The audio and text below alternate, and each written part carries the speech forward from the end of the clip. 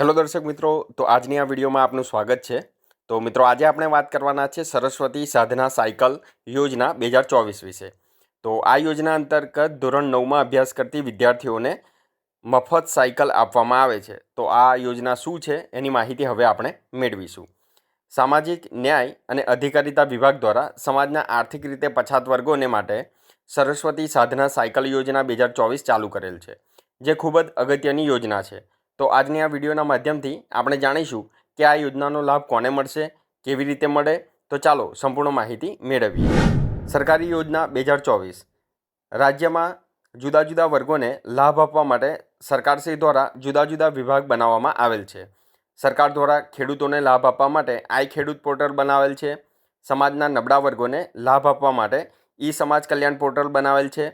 સામાજિક ન્યાય અને અધિકારિતા વિભાગ દ્વારા સમાજના આર્થિક રીતે પછાત વર્ગોને વિવિધ સહાય આપવામાં આવે છે।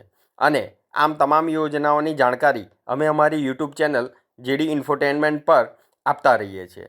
તો જો આપે હજી સુધી અમારી ચેનલને સબસ્ક્રાઈબ નથી કરી તો હમણાં જ સબસ્ક્રાઈબ કરી લો। તો હવે આપણે સરસ્વતી સાધના યોજનાનો ઉદ્દેશ્ય વિશે જો વાત કરીએ તો આ યોજનાનો ઉદ્દેશ્ય કન્યાઓના શિક્ષણને ઉત્તેજન આપવાનો છે।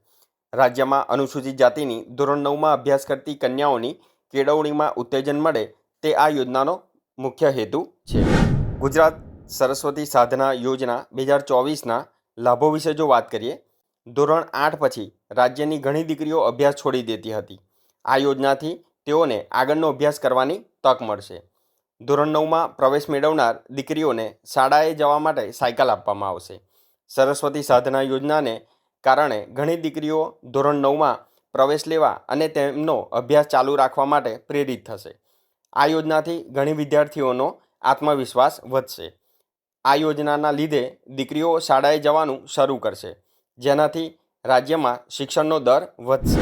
આ યોજનાનો લાભ કોને મળશે એની જો વાત કરીએ તો પાત્રતાની જો વાત કરીએ તો લાભાર્થી કન્યા અનુસૂચિત જાતિની હોવી જોઈએ।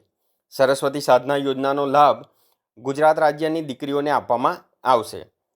હાલમાં ધોરણ 9માં અભ્યાસ કરતી કન્યાઓને લાભ આપવામાં આવશે। ગ્રામ્ય વિસ્તારમાં રહેતી કન્યાના માતા પિતાની વાર્ષિક આવક રૂપિયા 6 લાખથી વધુ હોવી જોઈએ નહીં, તેમજ શહેરી વિસ્તારમાં રહેતી કન્યાના માતા પિતાની વાર્ષિક આવક પણ રૂપિયા 6 લાખથી વધુ હોવી જોઈએ નહીં।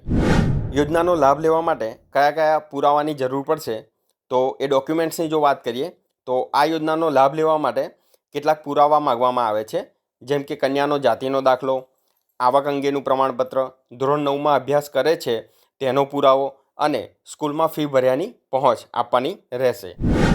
લાભ મેળવવા માટે કઈ કચેરીનો સંપર્ક કરવો પડશે તો મિત્રો, આ યોજનાનો અગર આપ લાભ લેવા માગો છો તો આ યોજનાનો લાભ લેવા માટે કન્યા જે શાળામાં અભ્યાસ કરતી હોય તેઓના આચાર્યશ્રીનો સંપર્ક કરવાનો રહેશે। જે તે શાળાના આચાર્યશ્રીએ ડિજિટલ ગુજરાત પોર્ટલ પર ઓનલાઈન દરખાસ્ત કરવાની હોય છે। આ સિવાય વધુ માહિતી અને અમલીકરણ કચેરી તરીકે સંબંધિત જિલ્લા નાયબ નિયામકશ્રીની કચેરીની મુલાકાત લેવાની રહેશે। દર્શક મિત્રો, વિધાનસભાના બજેટ સત્રની અંદર ગુજરાતના નાણાપ્રધાન કનુભાઈ દેસાઈએ 2024-25ના વાર્ષિક બજેટની અંદર 2 નવી યોજનાઓની જાહેરાત કરી છે। એક તો છે નમો લક્ષ્મી યોજના અને એક છે નમો સરસ્વતી યોજના। તો આ નમો લક્ષ્મી યોજના અને નમો સરસ્વતી યોજના શું છે અને આ યોજના અંતર્ગત ધોરણ 9થી 12માં અભ્યાસ કરતી વિદ્યાર્થીઓને 50,000 રૂપિયાની સહાય આપવામાં આવે છે। તો આ બંને યોજના શું છે એની સંપૂર્ણ માહિતી આપણે આવનાર વિડીયોમાં મેળવવાના છે। તો જો આપે અમારી આ યુટ્યુબ ચેનલને સબસ્ક્રાઈબ નથી કરી તો સબસ્ક્રાઈબ કરી લો, કે જેથી આવી જ ઉપયોગી માહિતી વિડીયો દ્વારા આપ સુધી પહોંચતી રહે।